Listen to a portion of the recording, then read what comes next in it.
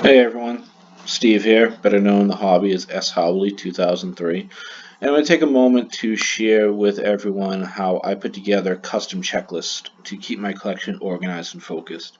The reason I'm doing that is I am an avid collector, and I specifically collect a player, Jae Crowder, veteran journeyman Jae Crowder. I have a pretty intensive player collection of his, over 78% at this point of all his licensed cards. And a lot of people on social media reach out to me asking how I keep track of my collection. I not only collect Jae Crowder, I have Refractor chase for Paul Pierce, just over the years collecting as many refractor cards for Pierce as I can, and I also have a collection of rookie cards of every rookie, a rookie card for every Hall of Famer that ever played for or coached with the Celtics. So I have a couple different collections that I like to keep organized. I also every year will put together a set or two, an insert set, a base set, and I keep those very well organized as well. Before I get started, I want to give a shout out to Kyle, Deadshot Cards, and host of the Wax Museum podcast for his collaboration and really inspiration to put this project together. And I also want to give a shout out to my hobby friend Jeff, Kukoc ITB on Instagram for his collaboration and feedback into this video. So let me get started. So what I'm going to share with you guys today is where I get my information from and how I then use it to put together either a player checklist or a set checklist. A couple disclaimers: this is a labor of love process up front. It does, especially when you're first starting, if you have to do a few years at a time, or if you're not very familiar with a particular release, it takes a lot more information, a lot more attention to detail. If you are familiar with a release or a release year, it's much easier. So really, depending on how much information you go into the process with, will correlate to how easy you find it. However, on the back end, it keeps your collection very organized. It's a very efficient way to collect. It stops you from collecting duplicates, and it really gives you a tool in the moment to say, oh, if you're at a shop, a show, if you're browsing social media, if you're at eBay, ComC, etc., something pops up and say, okay, I either do or I don't need that, and you can be very organized with it.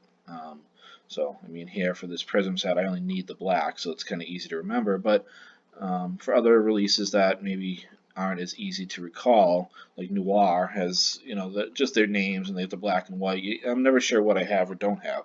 So to be able to have that in the moment, especially on a system like Google Drive, where you can access it from any device at any time, really keeps your sets or your player collection or your team collections very organized.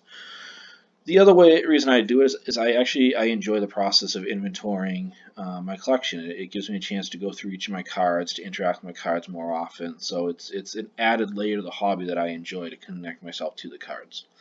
So let me walk you through what I do. I'm going to start with my Jae Crowder spreadsheet just because it's so complete. It's a lot more organized than my Pierce Refractor one is right now.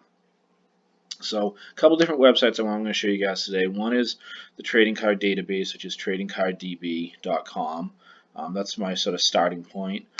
Beckett.com, which is you can create an account for free, and it'll allow you to search all of their checklists. I like Beckett because it's very user friendly.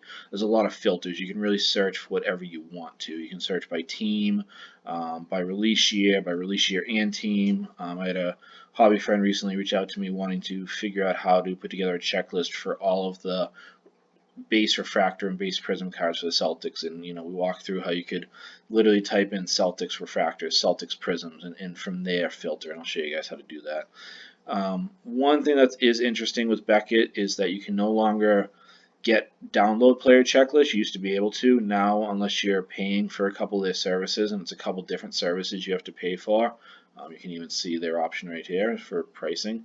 You have to pay for pricing and the individual sport, and then they do allow you to download player checklists, but I never found the format to be all that user-friendly. Final website I'm going to show you, and I'll actually start by showing you this, is ComC. Now this is a consignment website. If you're not familiar with it, you can search it whether you have an account with them or not. And it's just a way to, it's not a complete checklist because it's dependent on people submitting items for sale, but it does give you a chance to look at the cards. So right now, if I search for 2004 Finest Paul Pierce, I'm able to see a visual image of what that card looks like, which would help me when I'm browsing eBay sales, because people don't always label their stuff correctly when they're selling them. The other benefit for it, and we'll see if this website wants to work right now, it doesn't always, it did, is that you can search by sold out cards, so you can get a sense of if you're not familiar with like a certain release. So I wasn't collecting it any of the years that Topps had the rights for Paul Pierce cards, so I don't know what I'm looking for on a certain release. I know there's refractors, but if I look here in 2004, I search sold out and say, oh, people are selling X fractors as well. So I know I need the refractors, and if I want to keep chasing them, I would also need the X fractors, which are a refractor with an added detail to them. And my guess is that 2004, 2005 probably also has a superfractor, which are one-on-ones for each of these colors. So just a nice resource to sort of get some background info very quickly. Okay, so let's start by talking about a player checklist. So what you'll see is in my player checklist, I have a home page that tallies up, every card that I have and keeps it all organized. All this information is pulled from my tabs. If you guys pick up, if you happen to know Crowder's career at all, you might pick up that I'm a real geek because I color code the years based on the team he played for on that first day of the season. So these are all his Mavs years. He got traded in 14-15 Celtics. Then his 2 full Celtics seasons, then that black hole half season with Cleveland, then we have Utah, and then Memphis, and then who knows where he'll be moving forward. So, anyways, what I do then is I have tabs set up. I have by year, and then within each tab I organize checklists for each product release. And this is where the labor of love process comes in, because I go in and I manually type in each of these cards. Card number, a description, and whether I have it or not. And I code cards that I have as a 1, and then codes that I don't have as a 0. And then that allows me to tally up where I'm at for each set, for each release. So you can see here I have all the cards for 2012-13 Prism. It's not no extremely short print. The gold obviously is a chase card. But then there'll be other ones where there'll be one-on-ones. And so when I input something into the spreadsheet, every card gets coded as a 0, and then as I get it, I change that over to a 1. And to add a layer of detail, let's see, some of these I haven't updated in a while. If I get it, if I purchase it, I will then change from the 0 to the 1, and then I'll add a note of where it's coming from. And then once I get it and it gets filed into my binder or my box, I delete the note. So that way I'm able to see anything with a 0 means I do not have it anywhere. I don't have it in my CompC account. I don't have it incoming from a deal. 1 with a note means it's incoming, and ideally I go in and once I find it, organize it, and put it away, I delete. So this might say if I traded for it, it could say IG, Deadshot. If I happen to trade on Instagram, it could say Facebook with the person's name if I trade for it. ComC if I purchase it there. Burbank is a seller on eBay. They're one of the largest hobby shops in the world, but they have a large eBay presence, and I'll often buy in bulk from them. So I'll just go and label Burbank so that when I get 20 or 30 cards in, I can make sure that they're all there. If I'm buying a one-off purchase on eBay, I just label it eBay. So that's what I do with the spreadsheet, and where I get all this information is from these web resources. So I'll always start with trading card database, and I just use one feature of this. You go to the browse menu. I'm only a basketball collector, so then I go to the submenu of basketball. And within this site, we will see another menu simply labeled sets, and we're going to click on that. When we go to this website, when it uploads, what it's going to do for each sport is it's going to give a list of every product release by year. So basketball's obviously first main release was 1948 Bowman, and there's year releases all the way going up to 2019-20 Zion Mania and every year in between. Okay, so we're working with Jae Crowder. His rookie cards are in 2012-2013. So let's take a look at what that menu looks like. And as I said, you're going to get information on every release. So we have all of our Panini releases, we have our Leaf non-licensed releases, there's WNBA releases, there's collegiate releases. That's one of the years Upper Deck was still highly active in the game with their collegiate and Flair retro sets, draft sets, EuroLeague sets, promotional sets, oddball stuff, team sets, sticker sets. You name it, it's in here. They have it all. And this is where your knowledge of releases is going to come in handy. I have been collecting actively since Crowder's been in the NBA, so I'm fairly familiar with what sets he was and wasn't in. if I were doing this for Paul Pierce and I wanted to pull up Topps cards, I would have no idea if he was in Bowman, Bowman Signature, Bowman Chrome, Chrome Find. I just wouldn't know. So I would have to individually go through each set to see if he was in them. But I know Crowder wasn't in 2012, 2013 hoops, so I would be able to skip over that. I don't consider Leaf to be anything that I'm interested in. It's not a licensed product, so I'd skip over that. But I knew he was in the base Panini set, so I would be able to start with that when I'm looking up cards. Okay. So what I do is I take these, the releases, the products, and I go into my year for the tab, and I will list them all. And so you're going to see that I have sections set up for Select, Prism, Flair Retro, etc. So I have sections set up, and going into it, I don't know how many lines I need, so I do every other, and then I copy and paste and move stuff around. And then what I will do is I will then go to Beckett, and I mentioned that Beckett is very user friendly. So in my spreadsheet, I wouldn't have any of this information yet. I would have just the year, because it's in the tab, and then I would have the product release name. I would then go to Beckett, and if I wanted to start with Prism, so I know I'm looking for 2012, 2013 Prism, obviously Jae Crowder, so my Jae Crowder sheet, and I'm just going to filter by basketball, 2012, 13, Prism, Jae Crowder. And hit enter, and it's going to come up with every card. You don't need to use any, parentheses or anything like that. It'll just come up with every card that includes those 4 indicators. The good thing about having an account, even the free one, is it does allow you to then filter. You can filter by whatever you might be looking for. If you want just autograph cards, sticker autos, memorabilia, rookie, serial number, but also by brands. So Topps is notorious for this. Panini is very notorious for this, where they will use the same words to indicate different sets. Try finding a status parallel. Any of the last 2 years' status, you've got to filter by status. It's interesting stuff, but because I know the product very well, I knew in advance going into this that Select called their parallels Prisms, but then there's also a second brand called Prism, right? So I'm looking for just 2012, 2013 brand Prism cards. So I'm going to be able to filter by just that brand and apply, and then it's going to pull up every card of Crowder had in that release. One-on-ones, if they officially released printing plates, it'll come up with that. And again, labor of love. Then I take this information, I go back to my spreadsheet for my Prism section. I set up, insert enough rows, insert above or below, and I manually type in number, descriptor, and then a 0, because I start everything with a 0. And it will then as I get it, I add, change it to a 1. It'll tally up how many I have compared to how many there are, and it gives me something to look at. So let's go to this year's stuff, because I don't have as much for this year.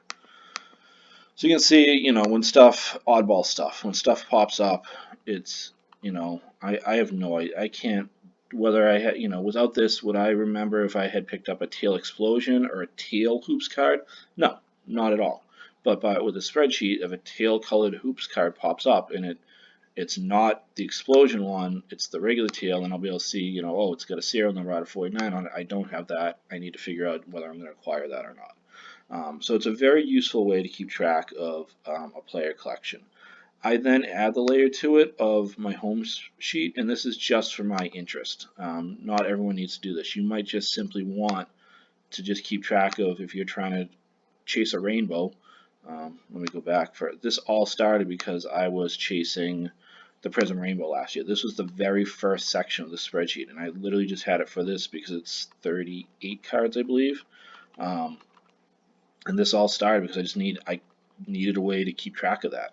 It was not easy. I would not remember which red. There's probably 85 different cards in this set that have red in the title. I couldn't remember it. So it started with that. But then I expanded it to include all Crowder cards, and I use this homepage because I enjoy knowing where my collection's more heavily weighted. I'm a huge Celtics fan, so that's where I had most of these cards I owned before I even put the spreadsheet together. It lets me track some of the hobby stuff. I have not inputted 2019-2020 Mosaic yet. When I do, this is going to jump up probably to 160, 165 at least. In his rookie year, he had 167 total cards between Upper Deck and Panini. This year, he's going to have, let's call it 165 just Panini cards, which I find interesting because theoretically, a player's most popular year for a release should be rookie, but with Zion Mania, they're cranking out the printing presses, and a journeyman player happens to have more cards than he's had any other year in his career, even when he was super popular in the Celtics. You can see they cranked up 2016-17. He was a starter for the Celtics for these 2 years, was really sort of a key cog in what they were doing with that bridge team there. So just interesting way to kind of keep track of the data, and really sort of focus on where my collection is. Just again, just another way to interact with my collection. But the main thing is keeping track of the individual cards here. So that's my player collection. I also want to take a second to show what I do with sets. This is a set that I never ended up completing and regretfully sold. I just could not find for years the Jason Richardson version auto from this card. This is an on-card autograph set. I had every other one. I had LeBron. It's a rookie year set. I had LeBron. I had Wade. I had Melo. I had Pierce. I had Garnett, Warning, Bird, Michael Jordan. I had them all, and I just couldn't get the Jason Richardson. And then came time to consolidate when we started having kids, so I sold this off. And ironically, had I just found that Jason Richardson, I would have kept it. But anyways, sidebar. So what I do when I'm looking at a set, I don't do this for base sets, but insert sets or higher end sets. I just type in the indicator, whether it be card number 1, 2, 3, or in this case, they use the card initials to identify them, the player. And then every card goes, these two start out blank, and then an X goes into the need column. As I acquire something, the X gets deleted, and where I acquired it from, where it's incoming from, gets inputted into this column. And then once I have it, that gets deleted, and an X gets put here. And the beauty of this, again, is it's easily accessible, but also because I do it in a spreadsheet, I can always filter, and I can filter by just items that have an X still in the needs sheet, in the needs column, and it'll filter down to just the cards that I need. And you can see that I eventually stopped using this because the only one that I did need was that Jason Richardson.